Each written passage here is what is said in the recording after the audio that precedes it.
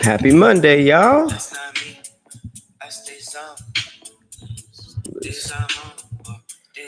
What's going on, everybody? Welcome to Cloudy Podcast. It is the 21st of October. Happy spooky season, guys. What's going on? Hang on, let me turn this down. Hope everybody had a good weekend, relaxed, ready to hit this week over the head with a lead pipe, Clue style. What's going on, guys? Yeah, I hope everybody got some rest. I was actually just talking to somebody about how important that is. People be working all week and then turning up all weekend, and then they just start Monday on E. So yeah, I hope you guys are big chilling, refilling, cold gate grilling. I don't know what that last one was. A couple quick updates though. I hope you guys got your shirts. We had a lovely release weekend. If you don't know, I just dropped some Water Temple inspired shirts. Here they go right here. They're low energy. Good. Low energy across the back. You can get them at protectyourlight.com. A lot of you guys have been asking me what Water Temple is or what it means. And so today we're going to flip the podcast on its head, and we're going to start off with Protect Your Light. And I'm going to explain what Water Temple is, and then we're going to go into the top, the news, and then the top. So basically, just to answer everybody's question, Water Temple is something I've been pushing for about the last year. Actually, since probably like earlier this year, so not a full year yet. It's a music project. I guess it's the next album. And I think it's important to know that, yes, Water Temple is a reference to Zelda, but it's not a video game album. It's not an album for gamers. I'm sorry. It's really more universal than that. But the aesthetic is from video games. So, you know, the Legend of Zelda, the one on 64 particularly had a level called Water Temple. And there's a bunch of temples. There's a forest temple, a fire temple, all that. But Water Temple was one that was known for being difficult. You had to do all these bosses, and they raise and drop the level of water and use music and backtrack and do all these puzzles and stuff like that. And people hated it. But I always liked it as a kid. It was like super, super dope to me.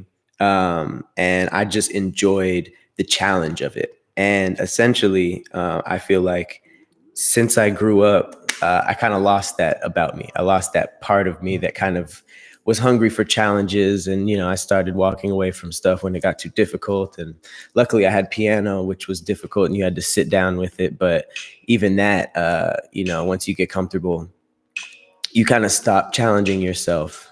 And I just missed that part of me that chased a challenge. And, you know, the more universal part of it is there's something that's been in the air lately, you know, in the last 6 months, where people are just sick of where they're at. People are kind of just trying to figure out how to do their own thing. It's very like it's a group mind state that everybody's linking together on. And it seems like everybody just wants to get to that next level. And a lot of people that I talk to, it seems like they're right at that level where they're just like trying to break through that glass ceiling, you know, and make it to the next part of their life. And it's terrifying, and it's scary, and it's really, really difficult. But if you lock in and you do it, then you're elevated, you know, you're where you want to be. So I think that it's really important that I noticed a lot of people think like that. So that's what really Water Temple is mostly about. It's kind of about accepting the challenge and doing what you need to do to get to that next level. Now, there's a lot of references to the Zelda level, just to keep the aesthetic going. But the universal meaning is, you know, just, you know, breaking through your own comfort zone to get whatever is next in your life. And that doesn't mean like career-wise, it could be anything, you know. personal, relationship wise. It can be your family, it can be your friends, it can be your career, it can just be your state of thinking. But I think for the most part, everybody's been on the same page. Not everybody, but a lot of people that I talk to. So Water Temple is hopefully something that they can, attach to. So yeah, it's I'll read your guys' comments in a second. But yeah, these teas represent that. Summer was a lot, hot boy, hot girl summer, whatever y'all were doing. But yeah, this is my energy level during fall. And I'm gonna give you guys some chill vibes to enjoy being low energy. Because I don't know about y'all, but my life ain't all turn up. What's up, Coco Candy? I appreciate you. Happy birthday. She got a birthday coming up on Sunday. That's what's up. How you guys doing? What it do? Thank you, Malika. Cart Slimson. Positive vibe for you and yours. I appreciate the Red Bulls. But yeah, I just hope that can kind of help you guys out. I've sampled a couple of songs. I've been doing snippets and stuff. But I think I'll probably drop a few visuals this month. I've been filming a lot of very, very simple visuals that I just, set stuff up. And I have a 3-part visual. Shout out to Jay. She's kind of like I don't know. It's kind of like a story. It's 3 songs. And she's the main female in that. And I also have like a few animations and stuff like that. I'm gonna probably just be, dropping little weird things here and there to keep you guys off my back, because I know I haven't been dropping a lot of music. Callie says, I get what you mean, Pat. A lot of us are feeling that breaking through momentum. That glass ceiling thing is that's real deal stuff. I think that, and it's very, I don't even know why they call it glass. Maybe just because you can't see it, but it's stronger than glass. That glass ceiling got a bunch of people just, you know what I mean? And if you believe in your potential, you can break through it, because most people will doubt themselves before it actually cracks. But if you hang in there, you beat the Water Temple, it's a good feeling afterwards. You know how, like, this might be a thing for gamers, but probably with everything. You could probably feel this in the gym too if you're a gym rat. But when you're like really trying to do something and it just seems impossible at first, and you just keep you just keep drilling it, and then it comes to a point where you're like, how did I ever struggle with that? It's kind of easy now. I think that that feeling comes on way bigger levels than like little things. It could happen probably in life, and then you're just like, damn, I finally made it through. So I'm pushing for that for myself. I'm pushing for that for y'all. But yeah, me and Tahir never killed that spider. No. You'll notice that I'm in damn internet you scary territory. I usually do these podcasts at my studio, but I left all my equipment here. So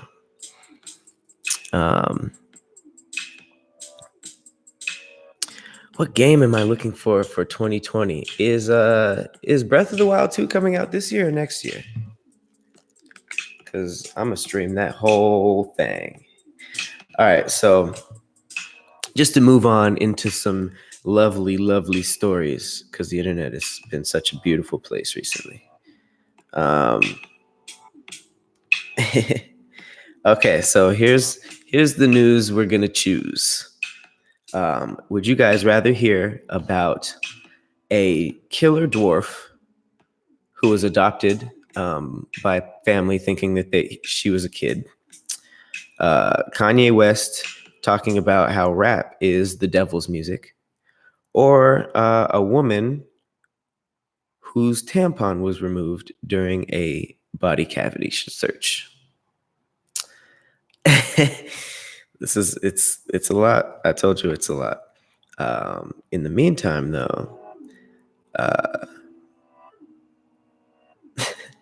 I'm going to give you guys a couple of interesting facts that I just read on Too Thirsty TV.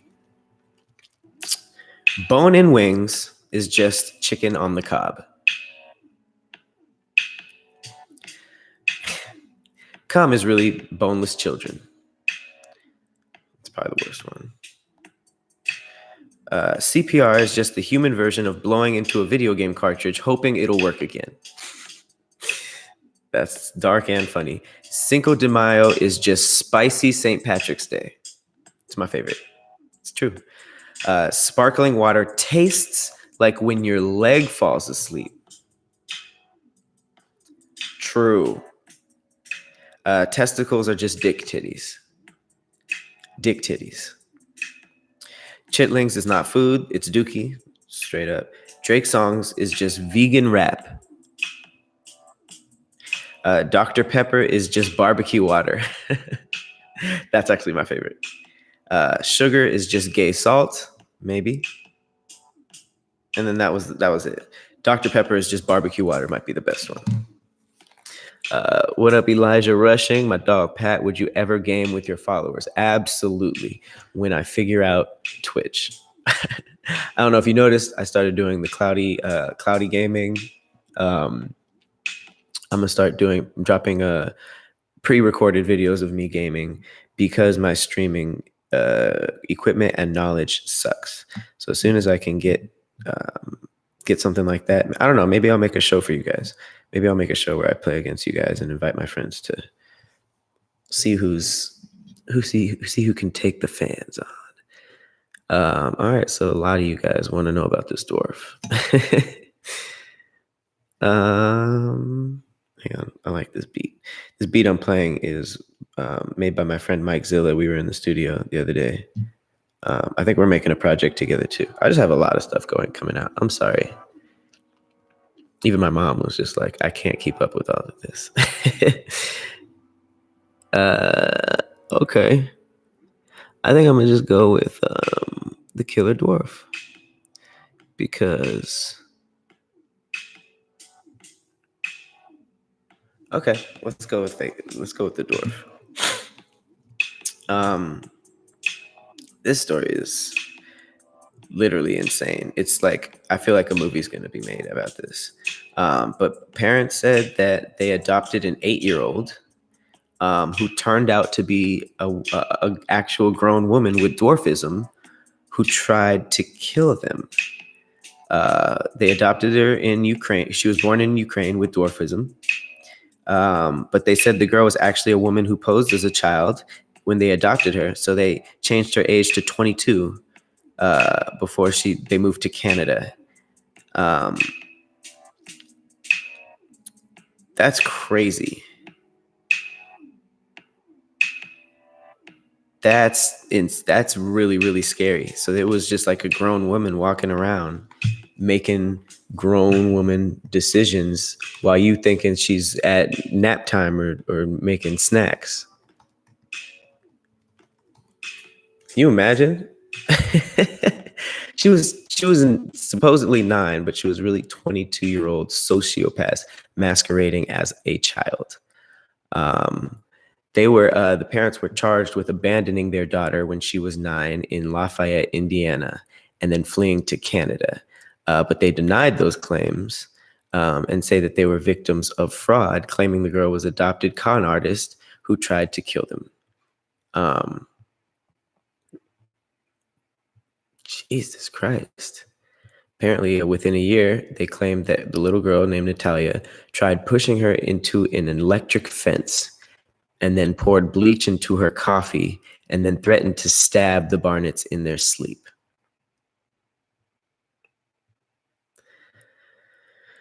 Whew. So they didn't flee. They didn't flee away from a 9-year-old. They just dropped off a nigger. Like, she was 22 years old. It's like, bitch, if you don't get your crazy ass on the bus.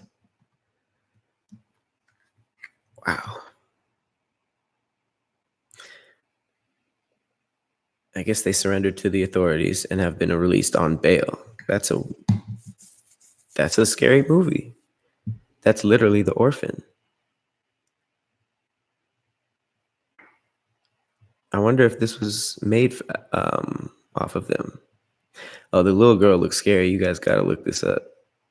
She for sure looked like a little girl.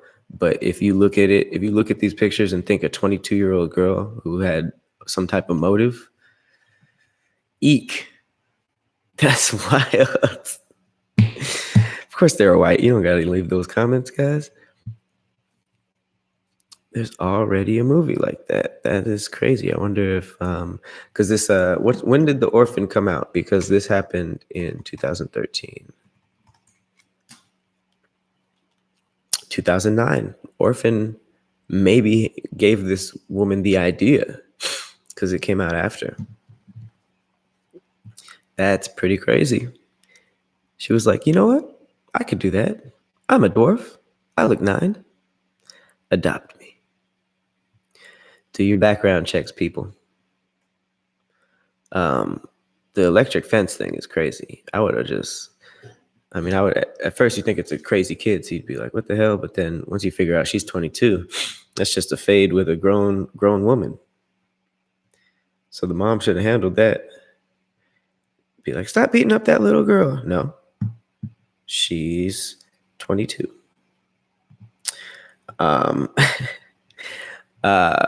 Moving right along. Kanye West. Here, let me put this beat back on. I can hear the computer fan. So I guess Kanye West has been on this little spiritual journey. He's been doing his Sunday service sessions, all that stuff. He's apparently supposed to drop a gospel album called Jesus is King. But he had an interview. No, not his. He didn't have an interview. Excuse me. His pastor, Adam Tyson, had an interview where he basically said that Yeezy said he wanted to leave the hip hop game because it was the devil's music. It says Kanye became saved, and he was very close to abandoning hip hop until the pastor, Tyson, convinced him otherwise. So the pastor was like, bro, you kind of tripping. Like,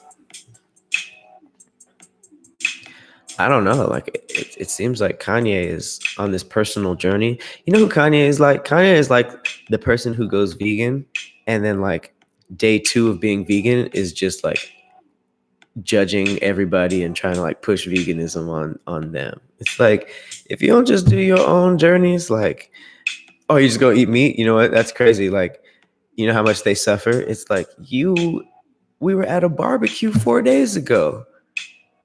I think that's Kanye's whole thing. Cause I mean, and that, that's not coming out of nowhere. He's also kind of like on top of Kim for being too sexy in pictures. So he's like full uncle mode right now. It's almost like, I guess he kind of sees himself as a pastor now. And don't get me wrong, there's nothing wrong with transformation. If anything, finding God is enlightening, and I hope everybody does. But fam, you were talking about having a streak from a girl's butthole on your white tee like last year. You can't be just coming down on other people.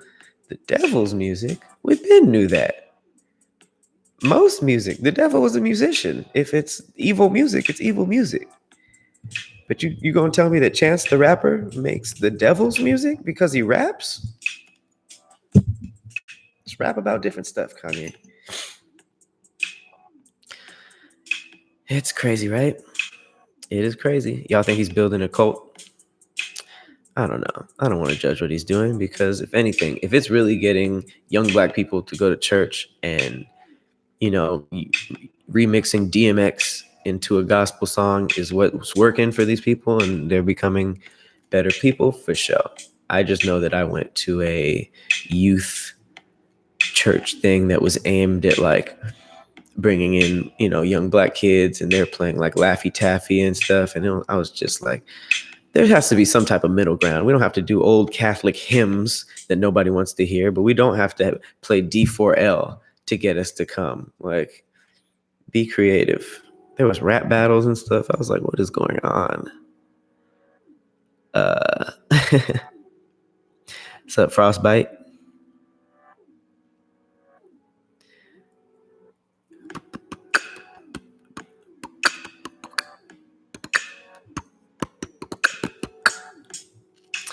Yes. I don't what is there's somebody writing like books in here. Are you writing scriptures? All right, man. I get it. You don't have to do all that. What is this? Saint Bacchus SP read? Yes, rap battles at church. Imagine. Just imagine. Kimo Use, if you could, thank you, appreciate that. If you could star in any scary movie, what would it be and why? I would want my own Paranormal Activity. I really, really like that movie, some of them, just because it's like how they shot it. You know what I mean? It was all like first person. They had to be really creative. The first one was amazing because they had no money. They barely showed a ghost, but it was the scariest thing ever. So yeah, I would want to see what I can do with the first person where I just moved into this house. Everything's gonna go great, and then it doesn't. All right, dude. I'm gonna block you if you do one more. I'm gonna give you a shot because you talking about God, and I'm love him. Stop. My bad, Saint Bacchus. Just do that. Other place. Oh, and there it is. All right, bro. You. Oh no, that wasn't a block. I'm gonna block this guy. Boom. Haha. Ha ha ha. Oh, your shit got all the way deleted. Block party. Who want what? Let me switch the beat up. Every TJ motherfucking Patrick. All right. So oh my damn, I don't have my strap, my bad. My co-host, Mac. But you know what I do have? Beat puffs. I have a funny story about this. We went to a vegan festival. Shout out to Olympia. She runs a company called Supermarket that's getting fresh vegetables and vegetarian options into inner cities that don't have the resources like that. She's been doing it for a while and she's been killing it. But she had her first festival last weekend, and it was a crazy huge turnout. It was really like a real operation. Say all that to say, my buddy Kevin performed, and they gave these gift baskets that had like these really weird snacks in them, and we clowned them. It was beet puffs, it was like fake cheese puffs, and there was like these edamame things. We made fun of them so much, and then we tried them. Bro, I'm not sponsored by them. Beet puffs are just the only ones that are left. It's not like these were my favorite, but they sound trash, right? Who eats beets? Besides me, as a rapper, I'm gonna eat these beets. Low key, it's barely any beet taste, but yeah, I'm gonna eat healthy for you guys. I'm gonna start my Monday healthy. Ready for some ASMR?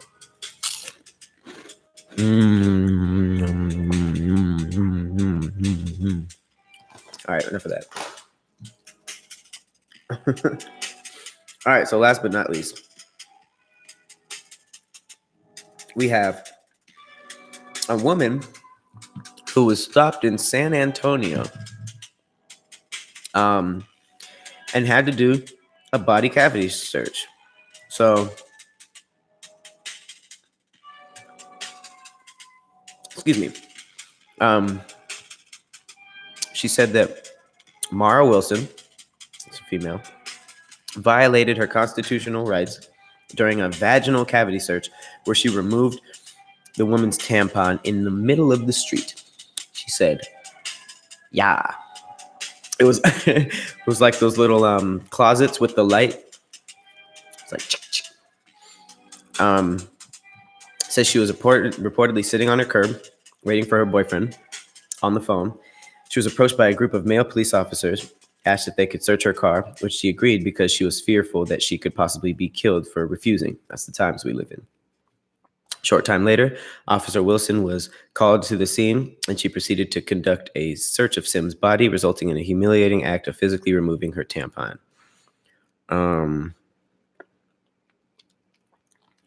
And it's funny because they're still using language like alleged. It's like, did you? It seems like she pulled it out. It seems like she pulled her tampon out. What's alleged? Was the police officer's first name alleged? You know what I'm saying?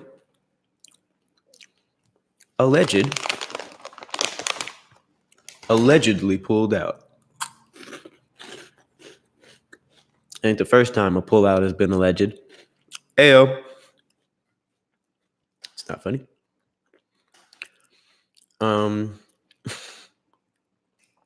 These beat puffs are hitting. I'm not even gonna hold you. Marwan Ali.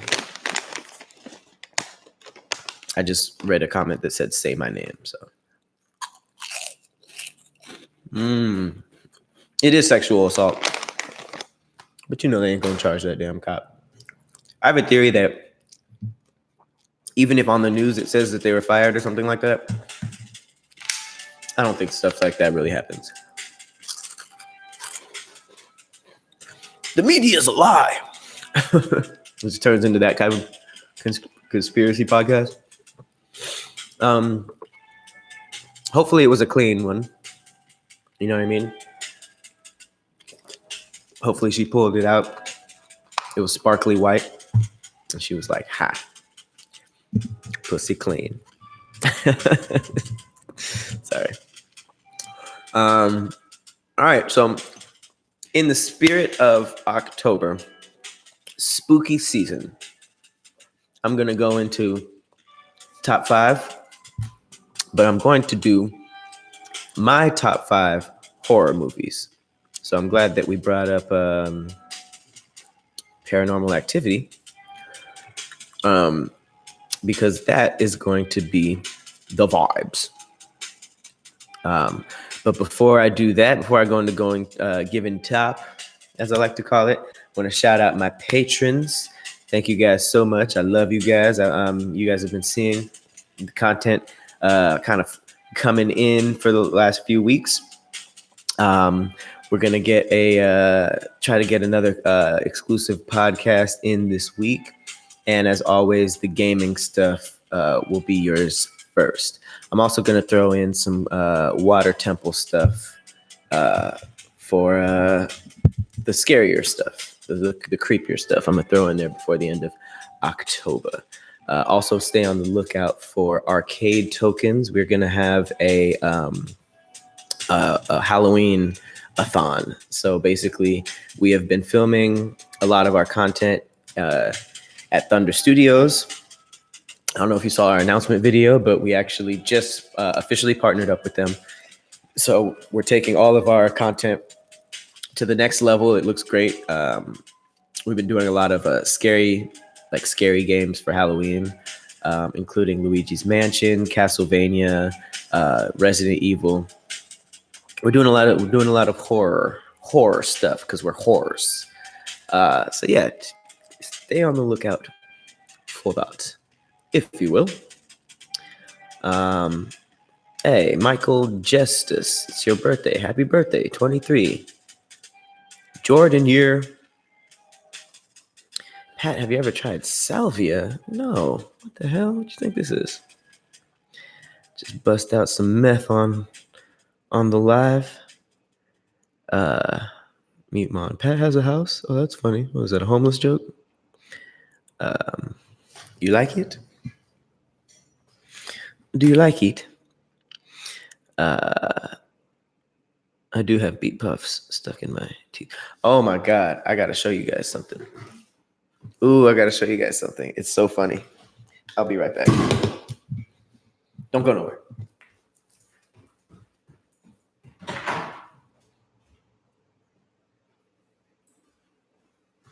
All right. So, super random, but my so my dad is hilarious. He got he basically got a weed plant as a present. He don't smoke weed or anything, but he wanted to grow it and then try it. And the plan is just, oh God, it is a disaster. It's dead pretty much. But they're like keeping hope alive. I think they can maybe pull through. But my mom, my adorable mother, she doesn't know anything about weed. She was so excited. She was like, I got a batch for you. And I was like, a batch of what? And she handed me this. So these are dried up leaves.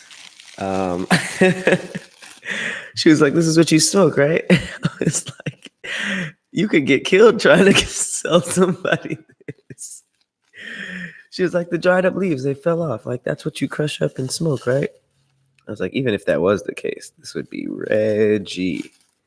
So yeah, don't do drugs, kids, unless it's weed. But don't ever do this. This is fall. This is foliage. This is potpourri.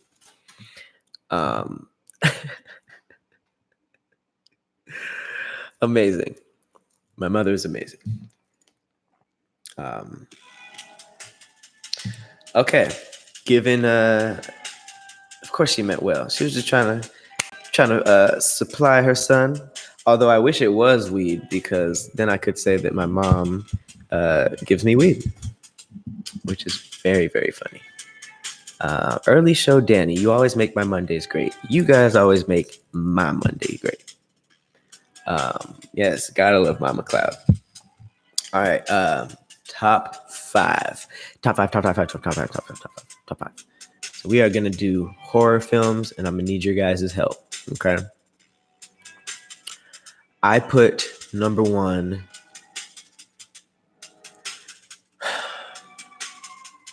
Number one, I put The Exorcist, and I'll say why. The Exorcist. The Exorcist. First of all, the antagonist was Satan, so it's hard to. Not only is that hard to top, I feel like as a society, that was like our first big depiction of like getting possessed by the devil, and that was. I wasn't even alive at the time, but when I saw it, I was freaked out. I couldn't even walk past the bed. And just the thought, it was really like mental terror. Like a lot of scary movies are just like, that was scary. And then you go home. But like this was one that stuck in your head. So I'm going to put Exorcist. And that photo of the priest pulling up and it's dark and it's just like that one light and he's just looking at the house. Creepy. Number two, I put The Shining. The Shining was not only just like a really good movie to me, it was just shot so well. It was so pretty. That was like one of the prettiest horror movies, and it kind of like set the tone for horror movies. Number three, I actually put Paranormal Activity because of what they did. They had barely any money, and they made the most realistic and creepy ghost story I have ever seen, and I related to a lot of it. Not the demon stuff. Then I put number four is The Ring. I just really like how they did The Ring, and the storyline was tight, and it just made Japanese girls with hair over their face really, really scary. And then number five, I actually put The Grudge. I know that's where I'm going to lose a lot of people, but I thought that movie was dope. The meowing Asian kid, come on. And then like, yeah, The Grudge freaked me out. Plus, I like the reveal with the photos. My honorable mentions are actually Psycho. Psycho was tight, but it's a little dated. But I love Alfred Hitchcock. But the ending was just like, I get your mom's dead, but why is the skeleton still here? And why are you walking around in a wig? It was just like, I don't know. I have some issues with Psycho's ending. And then the other honorable mention is Jaws. People forget Jaws is a horror film. And Steven Spielberg made that in his early 20s. It was a huge budget that he was entrusted to. All the other directors were hating on him because he was young and didn't know what he was doing. And he took a disaster of a set. The shark wasn't working. Originally, the shark was supposed to be seen a lot. And because it wasn't working, they found creative ways to imply the shark. So, for instance, when the shark bites the barrel and all you see is the little ball running, like going across the water, and that's how you know that the shark is there. That made it a lot scarier, which was huge in film. So I really like that. And I think that in his documentary, there's a dope scene. I think he was with Scorsese, or he was with another big time director, and they were both just starting out, and they were driving around the city on opening night of Jaws. And this was a young director in Hollywood, and everybody said that he was going to fail. And they were driving and seeing the lines wrapped around the corner, and they were just driving around, seeing how poppin' Jaws was. So yeah, that was my top 5. I got number 1 is The Exorcist, number 2 is The Shining, number 3 is Paranormal Activity, then The Ring, then The Grudge. Shout out to Psycho and Jaws. And then my unpopular opinion is that slashers are dumb and I don't like them. Scream, Friday the 13th, Nightmare on Elm Street, just a bunch of white kids having sex in the woods until they get stabbed. Conceptually pretty scary. Never my thing. I think that's a pretty solid ass list. Lovely Michelle says The Exorcist number 1, then Evil Dead, not bad, then Frailty, never seen it, Trilogy of Terror, and then Mama. Do I know what Mama is? I feel like I've seen Mama.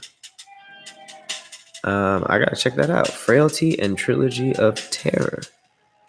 Okay, Erica Johnson said Blair Witch Project, then The Mummy. Okay, interesting. Then The Bride of Chucky. Don't like Chucky. Carrie wasn't that funny, scary to me. Get Out made number 1. Wow, I forgot about Get Out. It's not in my top 5 though. We got Coco Candy said Halloween, House of the Thousand Corpse. Never seen it. 13th Ghost, Freddy, and then Jason. Okay. Michael, Silent Hill. I have to watch that actually. Then Saw. I don't like torture movies. 3 Chucky, 4 Ring, 5 Resident Evil. I don't like Chucky. Chucky is just dumb to me. It's like, nigga. Sean and Sean said Puppet Master. Okay, my October is about to be lit because I'm gonna just watch all this shit that you guys are saying. Killer Clowns from Outer Space. I'm not gonna see that. Insidious. Now, it's funny you say that because between Insidious and Sinister, I have to rewatch those because I remember those being like some of the. I remember like The Conjuring is in there, Omen. There was like a new school of horror movies that were actually good because for the most part, horror movies, you expect them to be really bad. But I got to watch Insidious again because I just saw Sinister 2. Sinister 2 just came out and it's like legitimately dope. Like there's a couple scenes in there that was like, that would have fucked me up if I was a kid and I saw that. Like there's a scene where this kid is like looking at the closet. Ooh, so freaky. This little face is there. Yeah, I suggest it if you want to scare yourself. The Grudge was awesome. Thank you, lovely Michelle. I told you.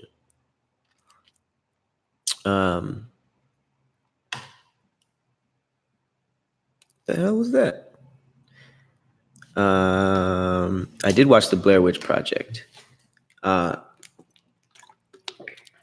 was shot like that. But yeah, I guess that was a predecessor to Paranormal Activity. But Paranormal Activity did it in a way that was like, I get the whole like, I consider Blair Witch to be like, what's that movie with like the Cloverfield, like found footage, kept me and my friends like, yeah, and then something happens and you go out, and as opposed to like, those are people who were like looking for ghosts, right? They were looking for the Blair Witch.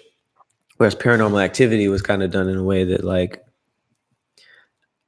it was like a home movies, you know what I mean? It wasn't like a ghost hunter. It was like, hey, we just moved in. I'm filming this for this reason. And then it turned into That Reason, which I guess was Cloverfield too.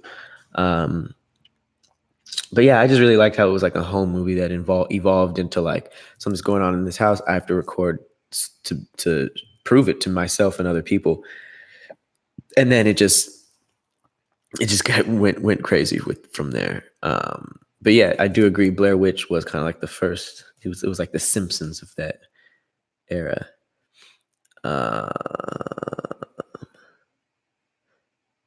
Candyman, okay, that's solid. Shout out to T. He said, "Have you ever seen Midnight Meat Train? I recommend it. Also, I made some creepy visuals for Ghost Compass and tagged you all on Instagram." Well, thank you. That's a very, very old song. Midnight Meat Train. First of all, thank you for the pizza. But Midnight Meat Train sounds like a porno. But I'm gonna go back through here and take some of y'all suggestions. So we shall see. We shall see. Another Puppet Master. Okay. You guys have some horror film knowledge. I like it. Poltergeist didn't stick with me really. Leprechaun in the Hood was dumb. To Hear Out Here Wildin'. Tasha Hill, I love you too. Frailty. I gotta figure out what that is. Somebody said BRB scam likely is calling. That's hilarious. Zombie films, yeah, I fuck with zombie films. Dawn of the Dead, I believe it was the one in the mall, was like a really, really good one. Book of Eli isn't a horror film, but I love Book of Eli. I just watched that for the first time this year. I think I'm gonna watch Sinister today. I think that's gonna be my evil. No, I'm gonna watch Silent Hill first. That's right. Day of the Dead. Okay. Midnight Meat Train was really good. Okay, it's porno with some storyline. Grave Encounters, Children of the Corn. Okay, I need to get my knowledge up. Okay, I see y'all. Amityville Horror. Now that was a good one. One with Ryan Reynolds. He was actually great in that. That's right, Lila. Get them likes up. Get them likes up. There's 400 people in here and 100 likes. Let's do it. Come on, y'all. Get them up. Get them up. Get them up. Children of the Corn. Y'all out here educating your boy. Okay, so you guys done supplied me. I think my list was pretty solid, but y'all done supplied the feels all the way. Other than that, you know what? Where we at? 45 minutes. I'm gonna let's do a short episode this week because, believe it or not, I don't know if you guys listen to me on Spotify. They put a hold on my account because my episodes were too long. Now I know podcasts can be like 2 hours and stuff, but the place I'm doing my shit through is like you only get like a few hours a month. So you feel me? I don't know if you've noticed. I haven't had like maybe the last 2 or 3 episodes up on there, but I'm waiting for them to unblock your boy. So I'm gonna wrap this up here. I appreciate you guys for tuning in. Make sure you guys go to Protect Your Light, get your low energy teas, and shout out to my patrons. You guys have been coming through. And we got some. We're gonna make sure to carve some stuff out. Make sure you go over there, throw on the wall what you guys want to see, what you guys want to early snippets of, and I'll hook you guys up. But yeah, thank you guys so much. I hope you guys have an amazing week, and I will see you guys later this week for a surprise pop-up podcast because I'm starting to do that now. Bye, guys.